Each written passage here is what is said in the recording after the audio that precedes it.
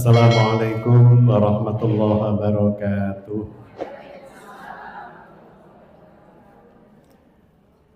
Innal hamdalillah nasta'inuhu wa nastaghfiruh wa na'udzu billahi min shururi anfusina wa min sayyiati a'malina. May yahdihillahu fala mudilla lahu wa may yudlil fala hadiyalah. Asyhadu an la ilaha illallah wa ashhadu anna Muhammadan abduhu wa rasuluhu la nabiyya ba'da. Allahumma salli ala sayyidina Muhammadin wa ala alihi wa sahbihi ajma'in. Qala Allah ta'ala fi Qur'anihil Karim, a'udzu billahi minasyaitonir rajim. Ya ayyuhalladzina amanu taqullaha wa qulu qawlan sadida yuslih lakum a'malakum wa yaghfir lakum dhunubakum wa may yuti'illaha wa rasulahu faqad faza fawzan 'azima. Amma ba'd, alhamdulillah, puji syukur kehadirat Allah Subhanahu wa taala di pagi hari yang penuh berkah, pertengahan pekan kedua Jumadil Awal 1447 Hijriah. Kembali kita diperjumpakan oleh Allah Subhanahu wa taala di kajian Majelis Taklim Kurma yang kiranya Allah menetapkan keistiqomahan, kekuatan, kemampuan kepada seluruh pengurusnya untuk menjaga agar kiranya Majelis Taklim yang penuh berkah ini senantiasa istiqomah tegak di atas jalan yang Allah ridho, yang Allah tetapkan kebaikan, perlindungan, penjagaan, dan keberkahan, serta siapapun yang hadir menjadi pribadi yang lebih baik sebagainya.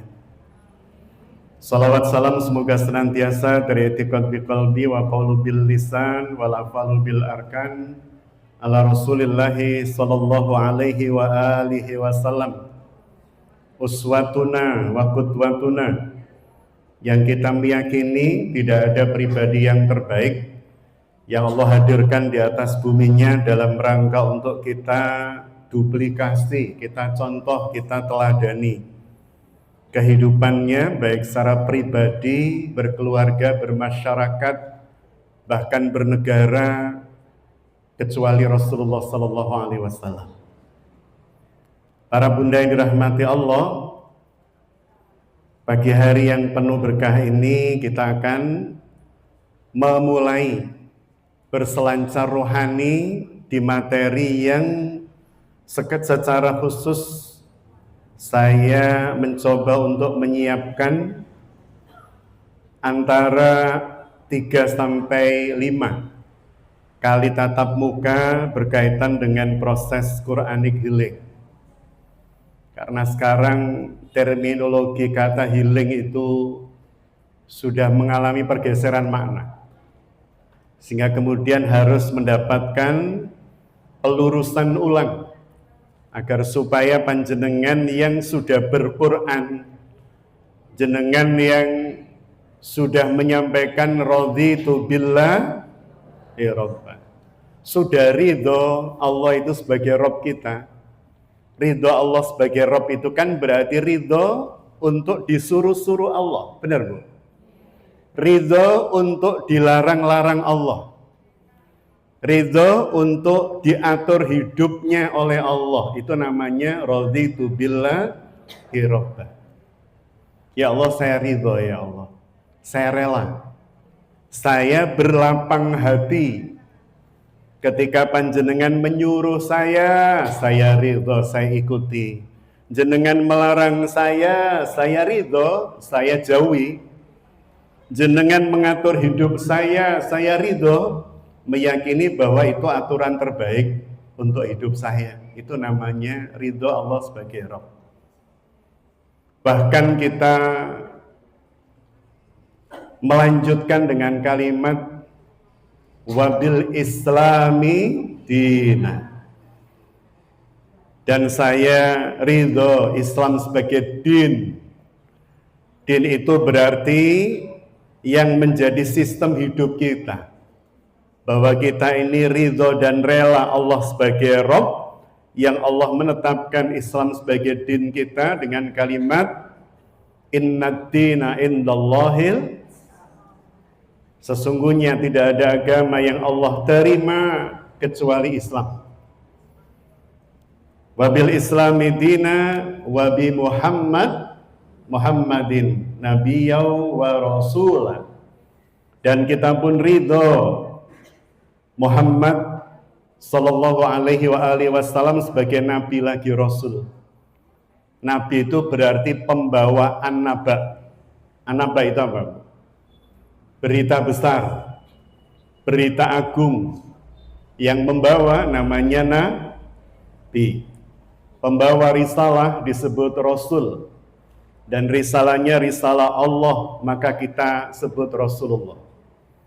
Maka para bunda yang dirahmati Allah, hari ini kita mencoba untuk melihat dari sudut pandang yang Allah ajarkan dan Rasul contohkan.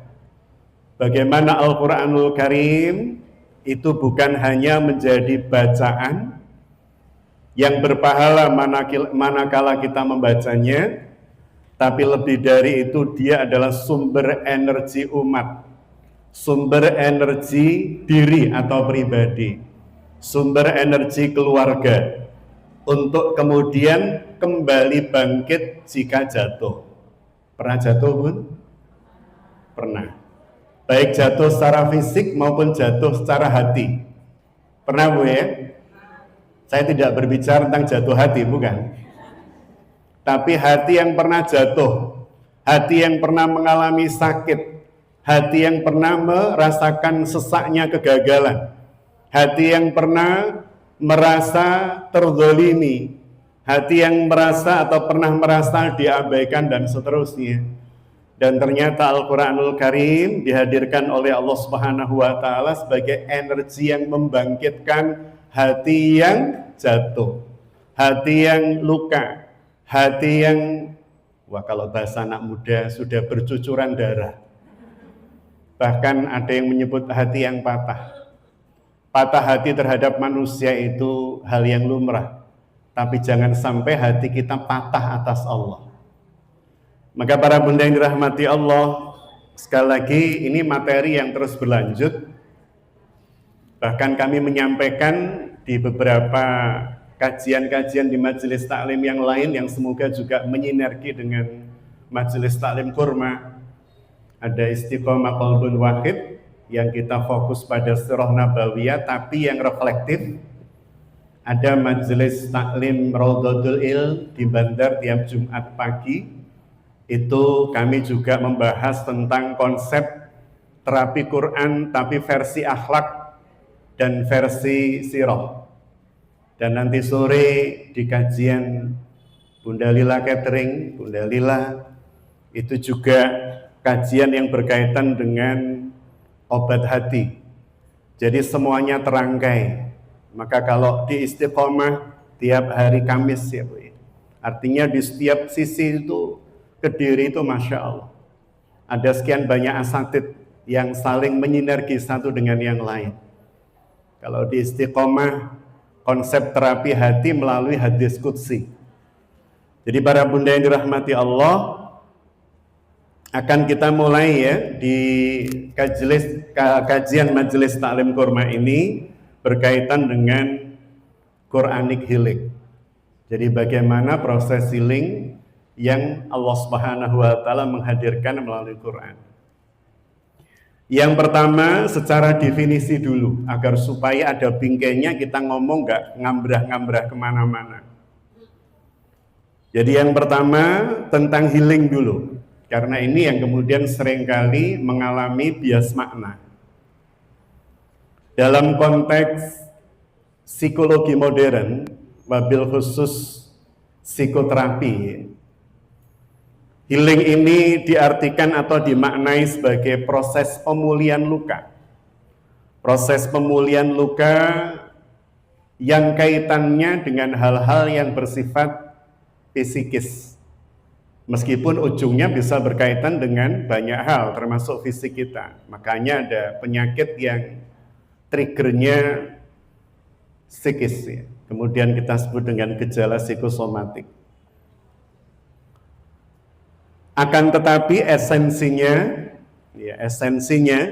esensi healing itu ya, adalah proses, mohon maaf ini kalimatnya saya gunakan kalimat ilmu psikologi ya.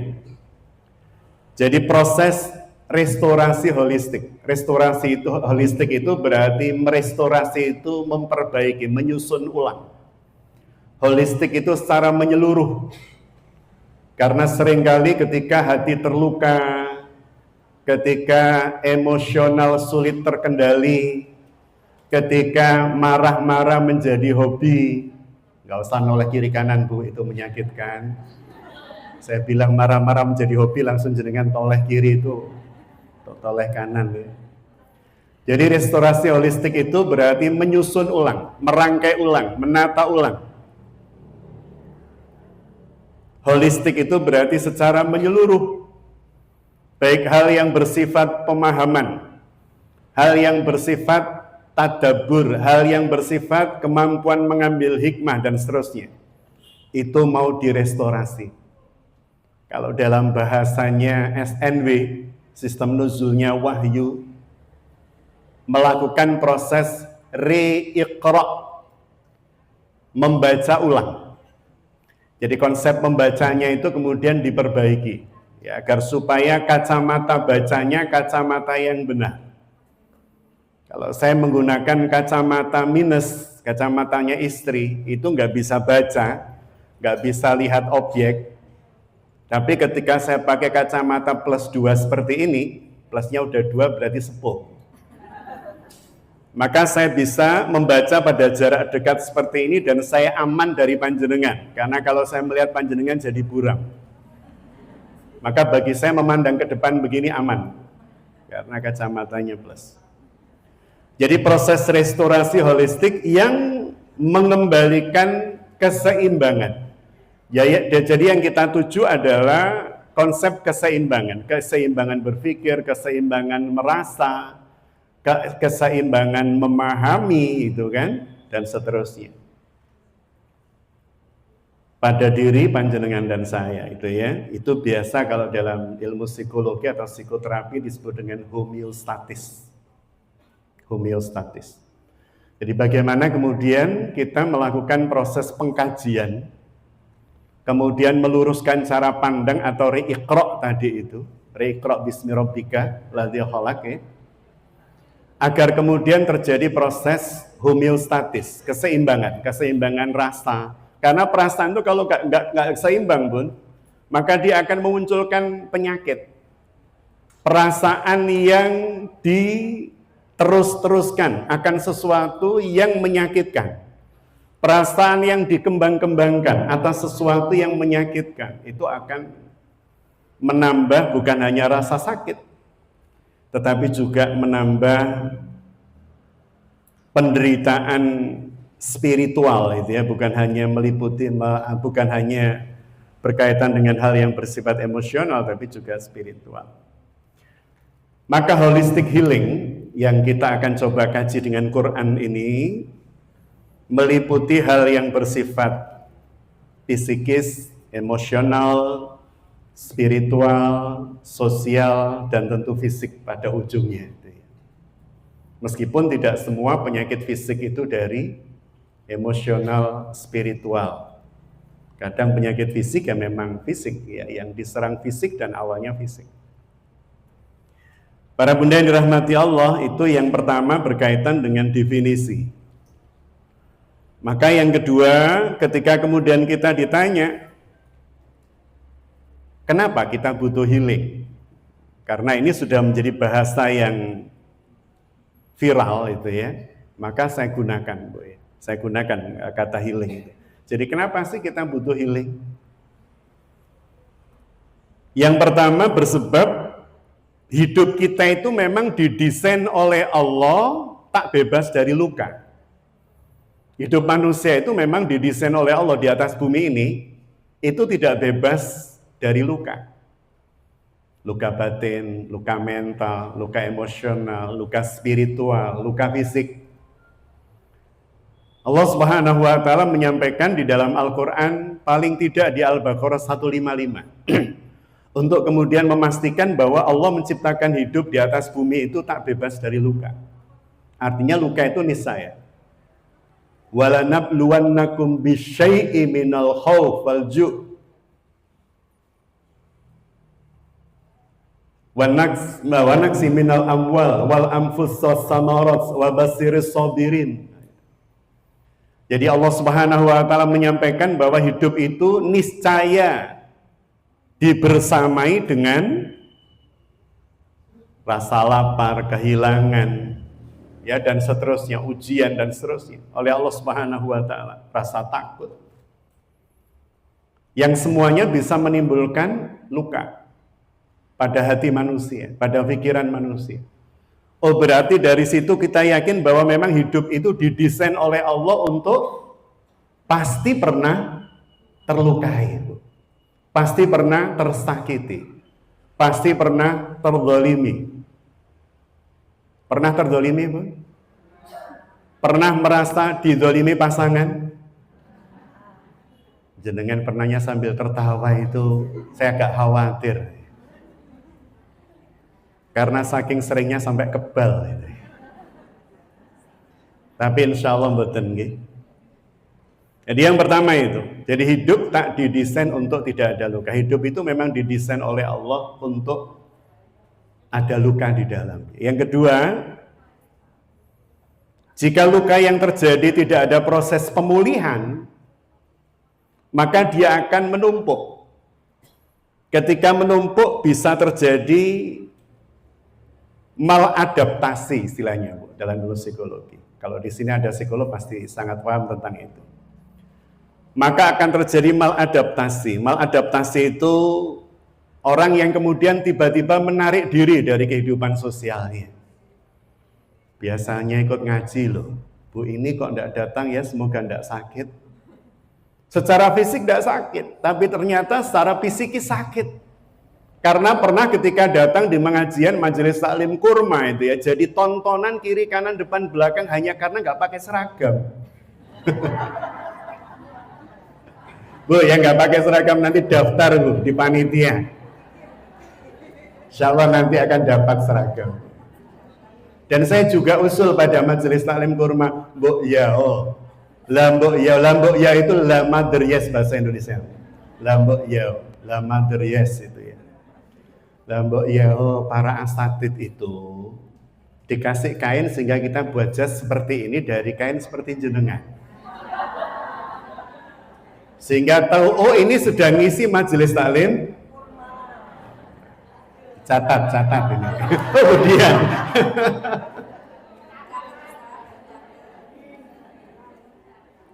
Baik. Jadi para bunda dirahmat, bisa jadi datang ke majelis taklim, pulangnya hatinya sakit, luka. Ya tentu bukan karena seragam tadi, bukan. Ketika kemudian rasa sakit itu tidak segera diobati, bahkan kemudian mendapatkan penguatan, validasi berulang. Ngaji ning ndi to? Kurma iya wong ngene-ngene. Wah, itu validasi berulang. Ketemu temannya yang lain juga begitu, sakitnya bertambah-tambah. Sehingga kemudian terjadi adaptasi yang salah, beradaptasi dengan yang salah. Beradaptasi dengan cara berpikir yang salah, beradaptasi dengan prasangka yang salah. Akhirnya kemudian dia menjustifikasi, ojo ning MT Kurma, engkau mesti ngini. Itu karena maladaptasi, adaptasi yang salah. Sehingga kemudian yang terjadi apa? Penarikan diri dari kehidupan sosial. Akhirnya kemudian tidak mau ngaji. Kenapa toh Bu nggak mau ngaji? Apa Ustaz? Setiap ngaji hati saya tersakiti. Wah, ini bahaya. Makanya kenapa perlu materi Quranic healing. Termasuk bagi saya pribadi, Bu. Karena ketika saya mengambil materi ini, saya meniatkan untuk menjadi yang pertama obat bagi diri saya sendiri. Karena setiap hari kita bertemu dengan banyak hal yang bisa mengundang luka. Hanya karena jenengan pulang gitu kan, dari pengajian, tiba-tiba ada orang yang komentar dan jenengan dengar. Koyok surga-surga ya dewi ya. Enggak apa-apa, Bu Bian, enggak apa-apa. Jangan sampai kemudian kalimat seperti itu menjadikan hati kita gampang terluka. Karena luka itu kalau kemudian mendapatkan proses validasi secara berulang akan terjadi maladaptasi terhadap prasangka dan lain-lain. Jadi terjadi penarikan diri. Kemudian menjadikan orang sensitif terhadap hal-hal yang dia tidak merasa nyaman. Baik mendengar, melihat, dan seterusnya. Akhirnya ujungnya apa? Sering marah tanpa sebab. Tangi turu wis merengut. Melihat suami tambah medudut. Jadi marah tanpa sebab. Ada model yang nanti kita sebut dengan pseudo. Pseudo itu hal yang tidak nyata.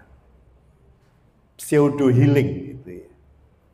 Jadi ada orang yang ketika lukanya menumpuk, maka dalam rangka untuk mengalihkan rasa sakit atas luka itu, dia tercebur dia masuk pada proses kecanduan. Ini berarti hal yang kaitannya dengan jiwa, emosional. Jadi kecanduan terhadap sesuatu. Nyandu scroll TikTok sampai berjam-jam. Tapi kalau baca Quran 5 menit wis kok kesel rasanya, meripat ngantuk. Kemudian muncul kecemasan tanpa sebab gitu ya. Kemudian disfungsi relasi, disfungsi relasional. Disfungsi relasional itu berarti bangunan relasi panjenengan dengan anak, dengan pasangan, dengan tetangga itu ya, menjadi bermasalah bersebab apa? Menumpuknya luka yang kita biarkan dan kita pura-pura tidak luka. Bahaya loh Bun. Pura-pura tidak luka atau kita memvalidasi kepura-puraan tidak luka itu atas orang lain. Contoh, ini sering saya contohkan tapi saya ulang. Ada anak-anak hari ini yang ketika kita konfirmasi ya, hubungan mereka dengan orang tua atau sebaliknya. Banyak orang tua yang kemudian mengeluhkan anak-anak hari ini itu menjadi anak-anak yang nirempati. Mulai kehilangan empati, empatinya menipis terhadap orang tua. Tapi ketika kemudian kita telusuri kenapa itu bisa terjadi, maka tidak mungkin yang namanya nirempati itu muncul dengan sendirinya tanpa sebab-sebab yang mendahului dan secara berulang terjadi pada dirinya. Karena itu konsep pembentukan karakter, watak, dan sifat manusia kalau kita kaji lebih dalam ya. Jadi saya contohkan begini Bu. Ada anak balita lari, kemudian jatuh, dan ketika anak ini jatuh memar Bun tangannya, memar sampai ada kebiruan ya, darahnya beku. Sampai kemudian bilang sama mamanya, "Ma, sakit loh Ma." Tuh Ma, gosong Ma. Dan kemudian ibunya mengatakan, "Oh alah nak, kamu loh laki-laki. Laki-laki itu tidak pantas sakit. Laki-laki kok sakit. Gak apa-apa, ayo." Jadi menolak realitas yang dialami oleh orang lain. Dalam hal ini anak.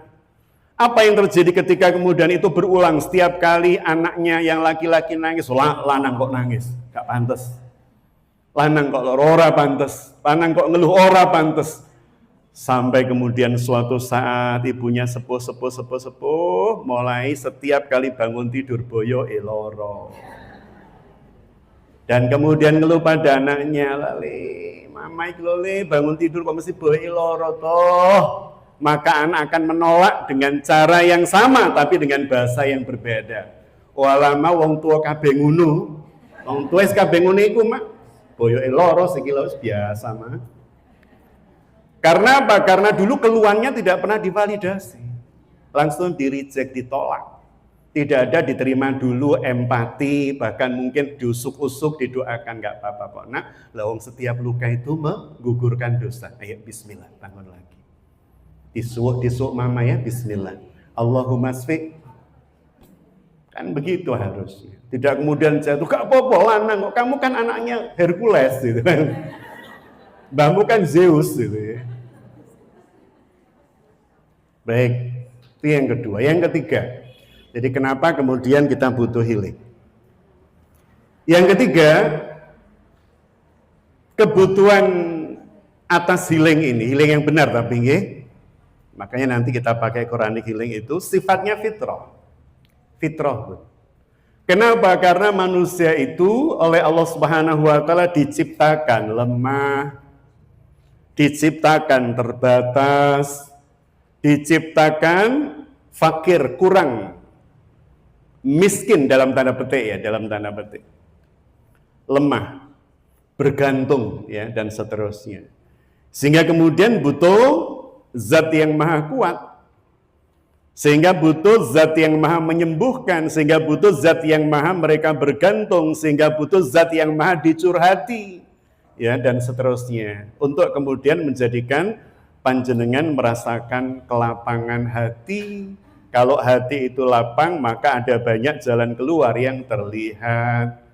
Makanya Nabi yang punya umat paling beling, paling dua blek, paling angel dituturi. Sehingga kemudian nama Nabi ini oleh Allah diabadikan paling banyak dalam Quran karena variabel masalahnya paling kompleks Nabi ini. Namanya Musa alaihissalam. Nabi Musa itu umat yang dihadapi paling tua. Wis dablek, lek ngaji bolosan, ngaji pisan ngantuan itu ya. Gak usah lihat kanan jenengan, gak usah bu, gak usah. Jadi Nabi Musa itu punya umat yang seperti itu. Namanya Bani Israel, meskipun Israel Musa beda dengan Israel Zionis hari ini. Jadi Nabi Musa alaihissalam itu namanya paling banyak di-spill Allah dalam Quran sampai 136 tempat. Tidak ada Nabi yang sebanyak itu disebut namanya dalam Quran kecuali Musa alaihissalam. Bersebab apa? Saking cocoknya digunakan sebagai teladan contoh penguat bagi Rasulullah Muhammad SAW dan jenengan serta saya. Untuk apa? Untuk bisa bangkit dari luka. Nabi Musa itu terlalu sering dilukai oleh umatnya. Nabi Musa itu terlalu sering dilukai oleh keadaan yang menyertai beliau. Makanya beliau punya doa yang menjadi konsep healing beliau. Jadi Nabi Musa itu punya doa yang kaitannya dengan healing itu luar biasa. Doanya jenengan pasti hafal. Doa beliau adalah salah satunya ya, ada banyak doa Nabi Musa. Salah satunya Rabbis rohli sodri wa yassirli. Terus Bu? Milisani. Jadi ternyata Nabi Musa memahamkan kepada kita semua bahwa wayasirli amri, dan mudahkan urusanku ya Allah. Urusan mudah itu setelah Rabbis rohli sodri. Setelah Allah melapangkan dada kita, melapangkan hati kita. Oh berarti salah satu jalan terbaik untuk mendapatkan solusi atau jalan keluar dari penyakit hati, penyakit pikiran, penyakit pemahaman adalah apa Bun? Lapangnya dada. Rabbis rohli sodri. Jadi yang pertama ya Allah, panjenengan dadosaken, panjenengan wiyaraken ya Allah hati saya, manah kula ya Allah. Ya Allah lapangkan hati saya. Karena kata kunci sebelum dimudahkan masalah itu lapang hati. Maka nanti kita akan tahapi atau tapaki satu persatu itu. Doa-doa para nabi yang sangat dahsyat itu. Ya termasuk Musa, doa Nabi Yunus, doa Nabi Ibrahim, ya. Beberapa doa nabi yang lain dalam rangka untuk melakukan proses healing yang benar. Jadi itu 3 hal yang paling tidak ya menjadi pilar kenapa sih kita butuh healing. Tuh Ibu ya. Baik para bunda yang dirahmati Allah, berikutnya, tetapi seringkali ketika manusia itu mengalami ketertekanan hidup, kesempitan hati, kemarahan yang tidak tersalurkan dan seterusnya, mereka menempuh atau mengambil jalan healing yang salah. Ini yang kemudian disebut dengan pseudo, begitu tulisannya Bu, pseudo healing. Ya. Seakan-akan healing tapi ora. Seakan-akan ora tapi healing gitu ya. Jadi healing tapi ora. Jadi pseudo healing atau healing semu. Nah, ini sangat berbahaya healing semu ini. Healing semu ini adalah pelarian yang memberikan kepuasan. Kepuasannya bersifat sesaat, tapi tak pernah menyentuh akar masalah. Jadi ketika orang tersakiti hati, mengalami ketertekanan hidup, ketersempitan hidup dan seterusnya, mereka mengambil jalan yang paling cepat, paling singkat, shortcut gitu ya. Jalan larinya itu memberikan kepuasan, mengalihkan rasa sakit, tapi sifatnya sesaat. Sebadai itu balik meneh. Foto di mana gitu ya, di pantai atau gunung. Healing, ini sedang healing, misalnya gitu. Healing dari apa? Mungkin sedang jengkel dengan pasangan. Sehingga kemudian healing sama teman-temannya gitu kan. Ke pantai. Wah, seneng ketawa ketiwi, nyanyi bareng, dorong perahu bareng, nangkap ikan bareng, makan ikan bareng, bayar sendiri-sendiri. Setelah itu pulang, lihat suami balik nih. Ini namanya healing semu, healing yang tidak pernah ketemu akar masalahnya. Dia tidak pernah menyentuh akar masalahnya, maka ketika tidak menyentuh akar masalahnya, ketemu dengan objek yang pernah menjadi pemicu rasa sakitnya akan kembali terulang lagi. Jadi seperti tong setan, siklusnya tidak akan pernah berhenti. Sakit, lari, hilang, kembali, sakit lagi. Seperti itu terus. Islam nggak ngajarin begitu. Sama dengan orang yang pernah saya ceritakan pada panjenengan. Pak, jenengan tuh luar biasa Pak. Di majelis taklim ini ketemu jenengan, masjid sana ketemu, bahkan di Pare ketemu jenengan lagi Pak. Ngaji di Nganjuk, ya Allah Pak, jenengan kok yang derek tuh Pak. Masya Allah, jenengan luar biasa. Ngaji di mana-mana ikut. Dados pundi Ustaz, ten griya ketemu ibu arek-arek sepet. Ini kan ngaji tapi jadi healing yang salah. Kecuali ngajinya tentang healing yang benar. Sehingga dia merasa akar masalah yang di rumah itu Bu, yang nggak pernah dia sembuhin, tapi dia terus ketika ngaji ketemu teman ngobrol jadi hilang. Jadi nggak keinget istri. Tapi ketika kemudian ke rumah pulang tuh rasanya males itu Bu. Motoran itu rasanya ngegas itu pelan-pelan baik. Arep dibanterno di eman kok selak ketemu wonge waduh gak enak. Ya Allah. Ini healing semu meskipun ngaji. Karena dia tidak ngaji dalam rangka untuk menemukan akar masalah dan menyelesaikannya. Ini seperti membalut luka yang parah Bun, dengan perban yang terbuat dari emas. Ada bordirannya bagus, indah. Orang melihat, Bu itu loh pakai deker, katakan di sini sakit itu Bu ya. Pakai deker luar biasa indah. Padahal bukan deker Bu, nutupi luka yang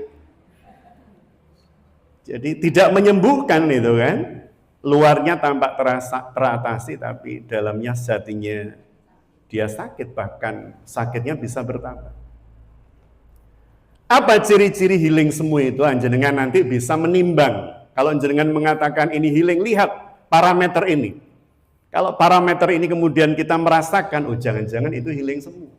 Dan Quran tidak mengajarkan itu. Quran mengajarkan healing yang sifatnya mengakar, bahkan sebisa mungkin permanen itu.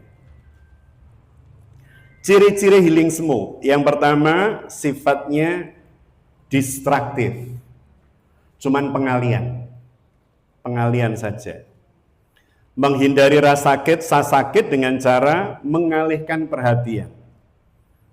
Contoh, yaitu tadi, piknik, rekreasi, rihlah, namanya aja rihlah. Ternyata healing semua itu kan. Baditan pun Bu, tadabur alam. Wah keren, tadabur alam. Tapi pada saat yang sama ternyata dalam rangka untuk menghindari rumah, nggak kerasan di rumah.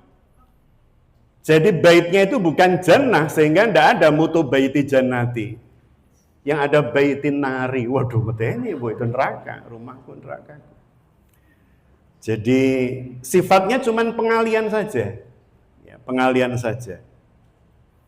Kemudian yang kedua, ciri healing semua itu sepenuhnya bergantung pada faktor eksternal.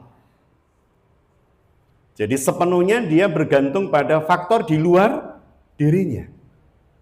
Sehingga kalau tidak ketemu dengan apa yang ada di luar dirinya tadi itu ya, yang biasa dia gunakan untuk healing, maka dia tidak merasa tersembuhkan rasa lukanya. Ada orang yang pengaliannya beragam, ada yang tadi klenong-klenong, ada yang cara mendistraksi rasa sakit itu dengan cara apa? Belanja, masuk ke mall. Ternyata di mall keluar lebih sakit lagi hatinya karena ada barang-barang baru yang dia nggak bisa beli. Mulai tambah loro kabeh atine. Wah pengen niki, besok tuku. Apalagi kalau pas di mall ketemu sama yang mau nagih utangnya, waduh, itu tambah gak karu-karuan. Jadi sepenuhnya bergantung pada faktor eksternal. Ini sangat berbahaya. Kebahagiaan dan ketenangan yang dia harapkan, dia inginkan, dia cari, itu bergantung pada faktor di luar dirinya. Contoh, mencari kepuasan dari likes and follower ya Bu, and subscribe gitu ya, di media sosial. Maka ketika kemudian dia mengupload foto padahal wis dandan macam-macam, kerudung baru, nggak ada yang komen, nggak ada yang like, ngamuk-ngamuk dewe itu ya. Wis ngupload dewe, ngamuk-ngamuk dewe itu kan. Kenapa? Karena mencari validasi, pengakuan dari sesuatu yang sifatnya fana dan sifatnya nyanduin, berbahaya. Meskipun panjenengan mungkin mencari validasi itu tidak melalui foto, karena foto kan nggak layak. Wajah saya seorang wanita ditampilkan, apalagi bibir dimanyun-manyunin dan seterusnya.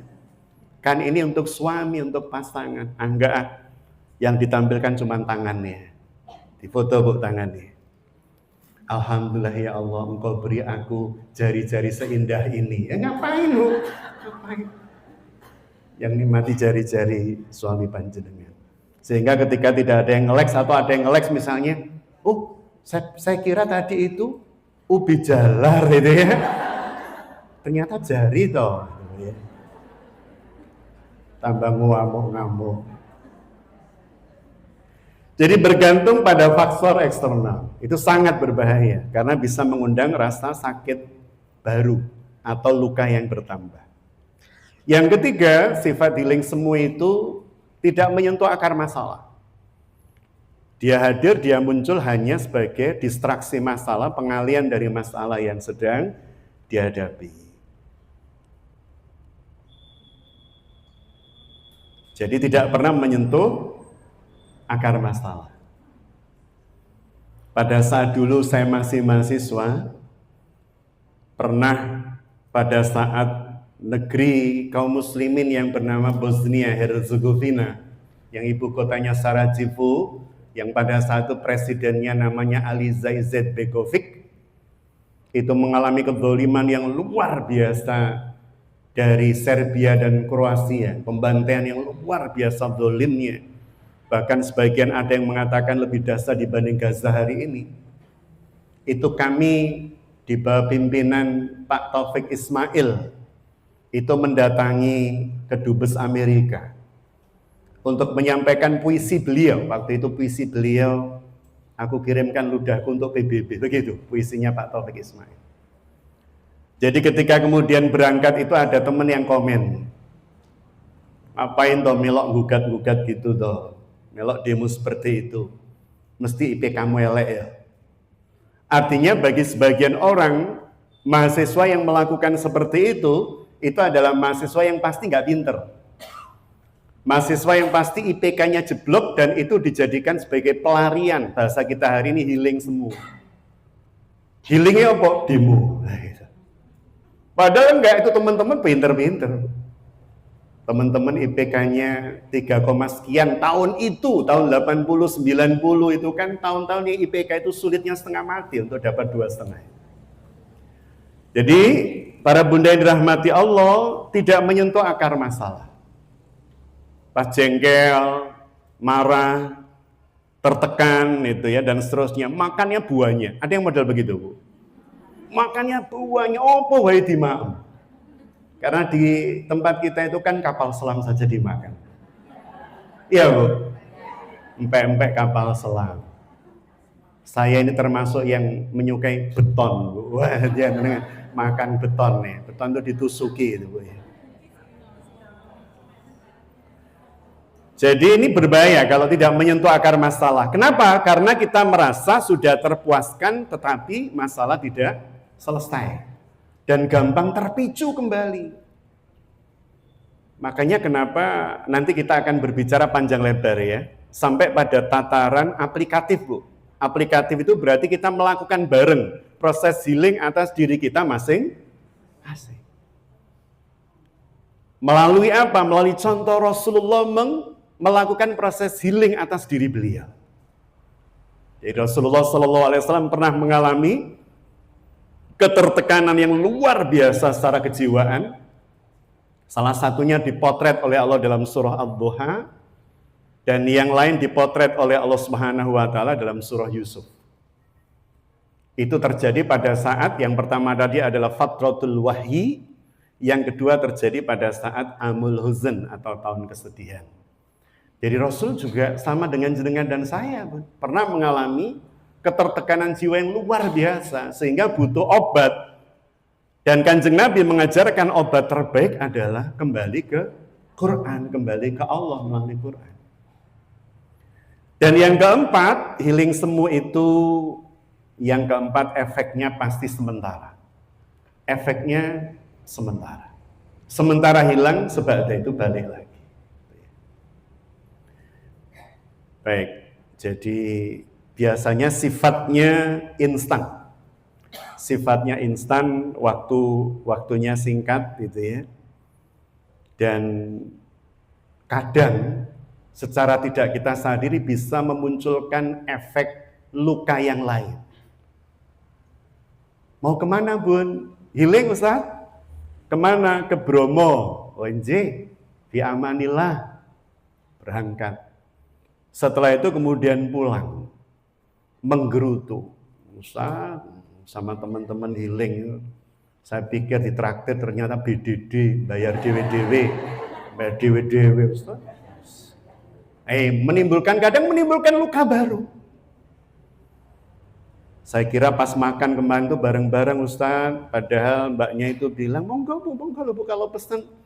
Saya pikir dibayar ya Ustaz. Ternyata pas waktunya bayar, dia ngilang Ustaz. Alasannya perutnya sakit sampai 2 jam nggak balik-balik. Akhirnya kita yang bayari Ustaz. Jadi bisa muncul efek samping yang semakin membesarkan luka. Baik, tetapi kenapa healing semu itu justru jadi pilihan? Pilihan. Bun, hari ini nilai-nilai semu itu justru kemudian menjadi branding.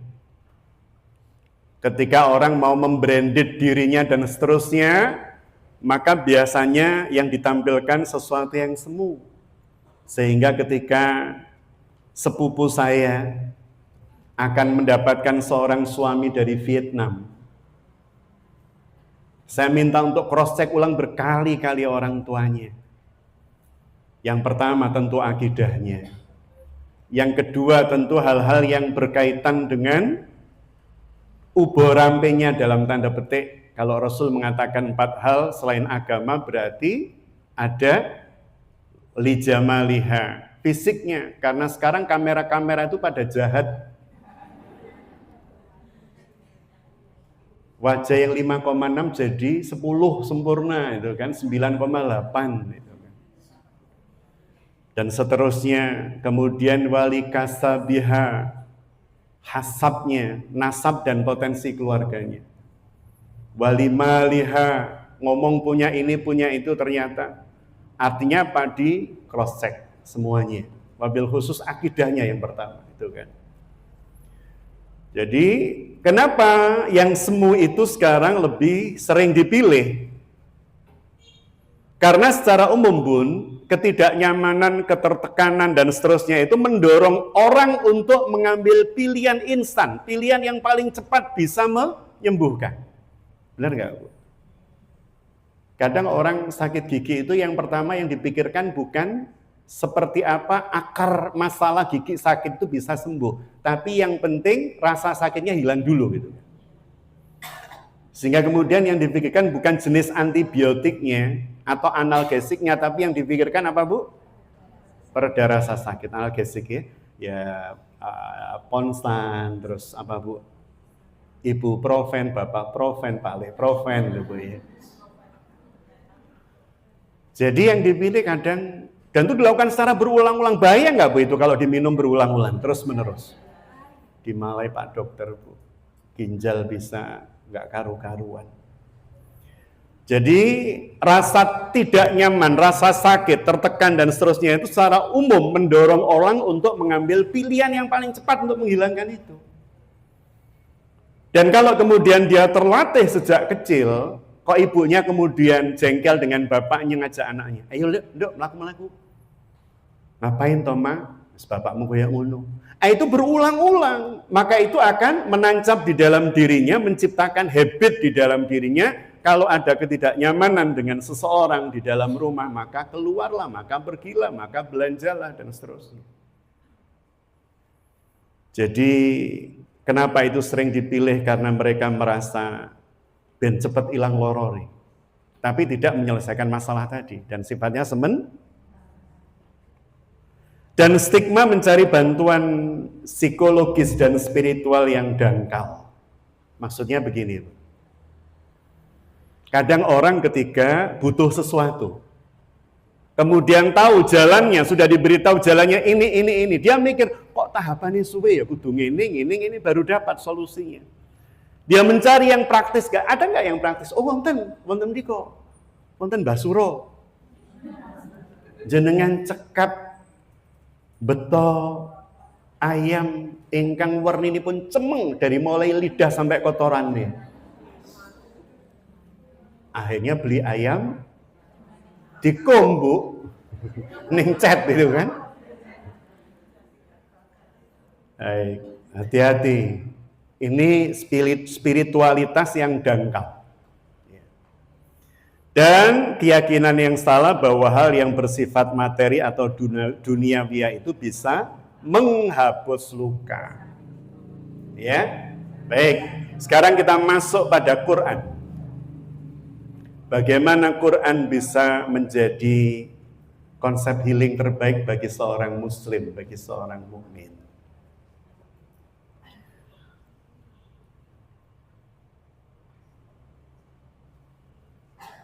Dengan bermohon kepada Allah atas manfaat ilmu yang kita peroleh tadi mungkin sudah terawali dengan Rabbi zidni ilma, demikian pula dengan Al-Quran. Al-Quran itu Bun, panduan hidup. Terus sama betul? Namanya panduan hidup yang berasal dari zat yang maha benar. Berarti mungkin ada enggak kemungkinan satu ayat dalam Al-Quran salah? Tidak mungkin, kita yakin. Tidak ada satupun ayat di dalam Al-Quran yang salah sebagai panduan hidup kita. Tapi masalahnya, manusia ketika berhadapan dengan hidup, mau nggak diatur oleh Quran? Itu masalahnya. Gini betul? Kita menyampaikan bahwa Al-Quran itu panduan hidup. Kita menyampaikan bahwa Al-Quran itu berasal dari zat yang tidak pernah salah. Kita menyatakan bahwa Al-Quran itu ayat-ayatnya semuanya pasti benar. Masalahnya ketika Al-Quran bilang A, jenengan kula sami mau nggak mengatakan itu A dan melakukan A itu? Atau kemudian kita malah milih yang B. Kok Allah ngatur-ngatur hidup kita sih? Sampai masalah warisan kok Allah ngatur, apa pengen dapat bagian toh? Kok masalah seperti ini Allah ngatur, kok masalah menyusui bagi wanita, kok masalah pengupahan, kok masalah ini Allah ngatur. Artinya apa? Mereka mengatakan secara lisan lidah bahwa Al-Quran itu panduan hidup, pedoman hidup. Tapi pada saat yang sama hidupnya nggak mau diatur, sehingga maka nggak kaget kalau banyak muncul penyakit rohani, penyakit mental, penyakit pemahaman, pemikiran, dan seterusnya, bersebab sebagian besar manusia tidak mau diatur oleh Al-Quran. Al-Quran itu petunjuk buat siapa sih, Bun? Hudalinnas. Benar nggak Al-Quran hudalinnas? Wa bayyinati minal huda wal furqan. Hudalinnas itu berarti petunjuk untuk seluruh manusia. Tanpa perkecualian. Cuman yang mau diatur oleh Quran itu hanya orang-orang yang muttaqin, hudalil muttaqin. Itu yang la raiba fi. Tidak punya keraguan. Jadi yang mau menyerahkan dirinya untuk diatur Quran, ya Allah, dalam menikah hamba panjenengan, ya Allah, pun monggo jenengan atur kados menapa kemawon, dalam yakin, dalam percados. Tidak ada aturanmu yang salah, ya Allah, semuanya benar. Saya nurut, ya Allah. Maka kita membuka Al-Quran hari ini dalam rangka atau dengan cara pandang, ini yang saya buka adalah sumber kebaikan buat saya. Ini yang saya buka adalah sumber keberkahan buat hidup saya. Ini yang saya buka adalah sumber kesembuhan bagi saya. Sumber kesembuhan itu Allah. Dan Allah punya jalan, punya perantara untuk menghubungkan dirinya dengan kita, namanya wahyu. Ada namanya Bu Wahyu di sini, Bu. Itu perantara. Jadi wahyu Al-Quranul Karim. Jadi cara pandang kita yang pertama kedangatan rumien, Bun. Harus sama persepsi kita bahwa Al-Quran itu sumber kebaikan. Gini apa mboten? Sumber kebaikan, sumber kebenaran, sumber kesembuhan dari Allah buat hamba-hambanya yang sakit. Baik, kita rujuk yang pertama sebagai konon. Ini undang-undang yang akan kita pakai dalam rangka mengkaji dan mempelajari kurikulum Quranic Healing ini. Surah Al-Isra. Surah keberapa, Bu? 17. Surah ke-17 ayat 82. A'udzu billahi minasyaitonir rajim. Wa nunazzilu minal Qur'an ma huwa syifaa'un wa rahmatun lil mu'minin. Dan kami menurunkan Al-Quran. Allah menurunkan Al-Quran, mewahyukan, mengkalamkan. Turun itu berarti dari atas ke, benar nggak, Bu? Kami menurunkan, berarti dari atas ke, posisi panjenengan yang memberi, melepaskan Al-Quran itu atau yang menerima? Menerima. Wa nunazzilul Qur'an. Kami telah minal Quran dan kami turunkan dari Al-Quran itu. Kami turunkan berarti posisi kita di mana, Bu? Bawah. Maka jenengan dan saya harus memposisikan agar Al-Quran itu bisa menjadi obat bagi pikiran, bagi hati kita dan seterusnya. Posisi kita harus nyelondohi. Posisi kita harus berada di bawah. Kita nerima dari Allah. Munduk-munduk depan ayat-ayat Allah, tidak kemudian justru jumawa, pundak terangkat dan seterusnya. Di depan ayat-ayat Allah kita turunkan diri kita agar supaya apa? Mengalir kesembuhan, mengalir hidayah, mengalir kebaikan dari Al-Quran biidznillah atas izin Allah kepada kita. Namanya mengalir, Bun. Mungkin nggak mengalir jika permukaannya sama tingginya? Betul. Aliran itu akan terjadi jika sumbernya dari tempat tinggi menuju ke, agar supaya dahsyatnya Al-Quran itu mengalir pada panjenengan, maka rendahkan akal kita, pikiran kita di bawah wahyu Allah. Jangan disumbungi wahyu Allah, jangan ditantang wahyu Allah. Tapi kita rundukkan diri kita di hadapan wahyu Allah. Jadi kata kuncinya yang pertama itu, karena setiap kalimat dan kata dalam Al-Quran itu maknanya luar biasa, dalamnya. Kadang saya itu seperti ditampari sendirian itu. Kalau baca Quran, baca terjemahnya, baca penjelasan para mufassir, itu seperti ditampari saya. Ya Allah, ya Allah, ya Allah, betapa zalimnya saya, ya Allah, yang memposisikan Quran seperti ini. Dan seterusnya, melihat engkau seperti ini, dan seterusnya, memandang diri saya seperti ini. Dan kami turunkan dari Al-Quran, mahuwa syifa, apa-apa yang dia menjadi syifa, obat, penyembuh. Maka sang maha penyembuh disebut As-Syafi, zat yang maha menyembuhkan. As-Syafi, zat yang maha menyembuhkan. Jadi dan kami turunkan Al-Quran sesuatu yang menjadi obat atau penyembuh. Warahmah. Dan bukan hanya dia menyembuh, tapi dia adalah wujud kasih sayang Allah lil mu'min. Wah, ini catatan kita, Bun, catatan kita. Bahwa Al-Quran itu baru bisa menjadi syifa kalau jenengan dan saya bagian dari lil mu'min atau minal mu'minin. Kita bagian dari orang-orang beriman.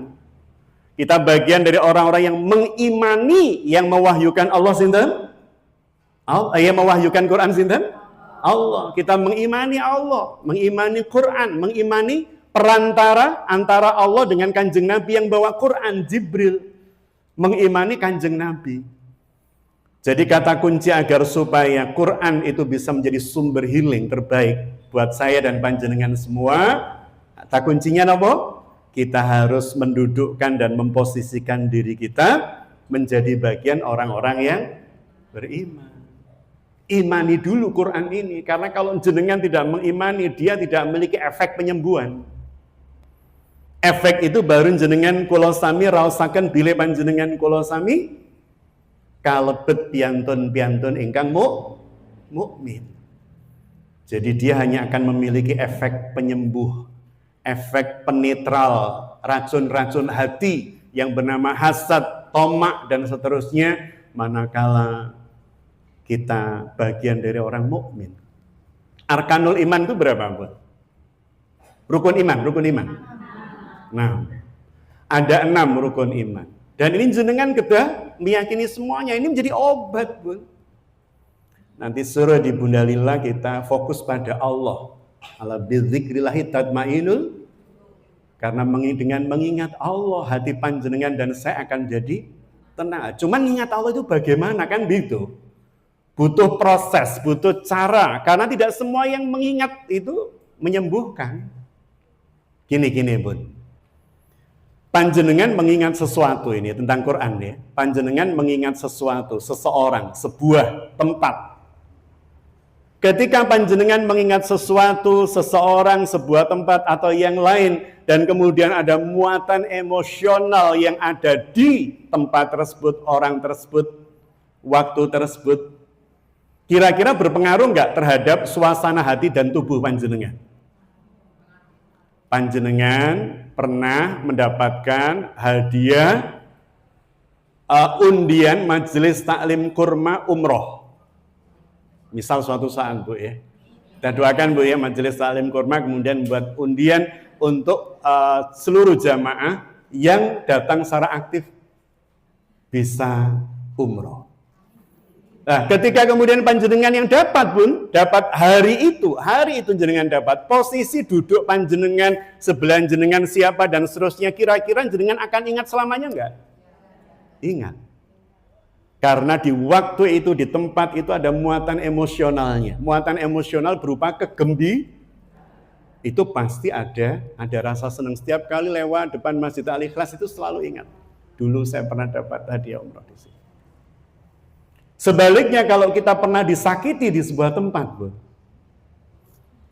baik sengaja maupun tidak, jenengan sudah seelok bidadari, sudah dandan, meskipun Bun, saya yakin jenengan itu, bukan yakin, pasti ya, karena ini janji Allah dan Rasulnya. Kelak masuk surga itu, jenengan akan 70 kali lebih elok dibanding bidadari. 70 kali lebih elok. Makanya ketika saya dicegat ibu-ibu Paris saat pulang, Bu, di Imam Balki, ada ibu-ibu nyegat, Ustaz, mohon maaf mau tanya, Ustaz. Loh kok enggak tadi toh, Bun? Ya malu, Ustaz. Kenapa, Bun? 3 orang ibu-ibu. Kenapa, Bun?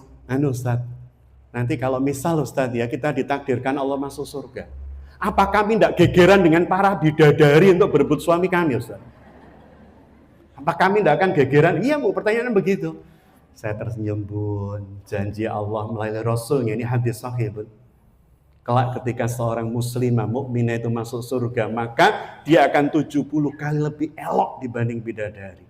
Sehingga ketika ada bidadari jumlahnya ribuan, jenengan masuk di aula surga, Bu, semuanya lenyap karena eloknya jenengan, Bu. Jadi jangan Jadi sekarang fokus saja masuk surga dulu, Bu, fokusnya. Jangan gegerannya dulu. Fokusnya bisa masuk surga. Sehingga para mlebu surga itu mesti gegerannya disir. Masuk surga dulu, Bu, saya bilang. Fokusnya nandur amal. Habis waktunya ternyata, Bu, ya. Ya, jadi intinya begitu dulu lah. Jadi ketika panjenengan mengingat sesuatu yang pernah tersakiti tadi saya bilang, Bu, ya, baik sengaja maupun tidak, udah seelok bidadari, kemudian jenengan mau ke Masjid Al-Ikhlas, ngikuti kajian, majelis taklim, kok pas hujan, Bun, jenengan bawa jas hujan. Pas turun jas hujan dibuka, ada mobil lewat, Bu, bauan dan ada air yang jeruet, kena. Kira-kira kejadian itu akan jenengan ingat terus gak? Pasti ingat. Di tempat ini, hari ini, dulu. Dan hebatnya jenengan tidak mendoakan, ya Allah, semoga-moga, mandar-moga, ya Allah, enggak. Jenengan kemudian dengan ikhlas mengatakan, ya Allah, ini mungkin cara panjenengan agar supaya saya kembali pulang. Karena saya yakin ada kebaikan yang panjenengan inginkan. Maka jenengan kembali pulang dan ternyata suami pulang lebih awal dari kantor. Itu, Bu, ya. Misal seperti itu. Jadi sesuatu yang di situ ada muatan emosional, ada muatan kenyamanan atau ketidaknyamanan dan seterusnya, itu pasti akan menimbulkan efek pada saat kita mengingatnya.